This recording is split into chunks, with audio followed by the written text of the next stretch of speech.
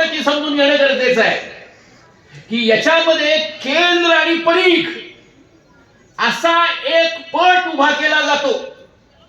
म्हणजे उत्तम आणि चांगल्या संस्था आणि खराब आणि वाईट शिक्षण या दोन टोकांची निर्मिती केली जाते. तुमच्यापैकी काहींना लक्षात असं येईल की IIT सारखं अत्यंत एका अर्थानं म्हणाल तर जागतिक दर्जाचं शिक्षण हे इथं उपलब्ध आहे. आणि तुम्हाला सगळ्यांना माहिती आहे की खाजगीकरणाच्या चौकटीत केवळ डिग्र्या वाटणारं इंजिनिअरिंगचं शिक्षण पण उपलब्ध आहे. दोन टोक आहेत, क्षमता आणि एका अर्थानं म्हणाल तर ज्ञान याचा एका अर्थानं केंद्रीकरण तुम्हाला IIT मध्ये दिसेल आणि दुसऱ्या बाजूला कोणत्याही प्रकारे ज्ञान नसताना डिग्री मिळवलेले इंजिनियर्स तुम्हाला दिसतील.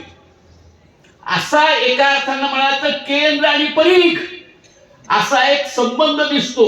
आणि तो संबंध नीट समजून घ्या. जर श्रीमंतांनी श्रीमंत व्हायचं असेल तर गरिबांनी अधिक गरीब व्हावं लागतं. एखादा समाज अधिक प्रगत होणार असेल तर दुसऱ्याचं सामाजिक मागासलेपण वाढावं लागतं.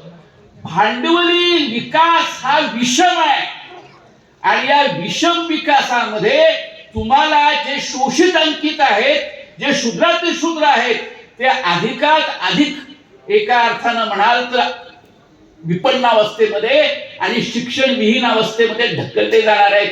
ही एक प्रोसेस आहे, ही भांडवलीकरणाची प्रक्रिया आहे.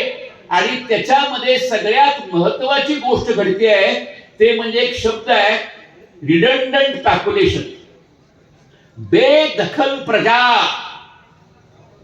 तुम्ही थक्क व्हाल, परंतु भांडवलशाहीला अजिबात गरजेचा नसलेला एक मोठा समूह घडला गेलेला आहे आणि त्याला त्यामुळं बाहेर ढकलण्याची प्रक्रिया जोरदारपणानं सुरू आहे.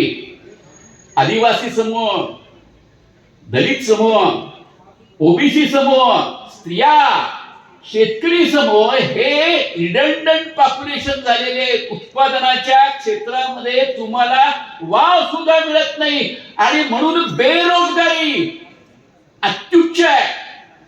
नुसती बेरोजगारी नाहीये, तर तुम्हाला अंडर ज्याला हे म्हणतात म्हणजे बेरोजगारीचं हे रूप की तुम्ही झाला PhD आणि शिपायाची नोकरी करू इच्छिता, हे अंडर एम्प्लॉयमेंटचं सूत्र तुम्हाला पाहायला मिळेल.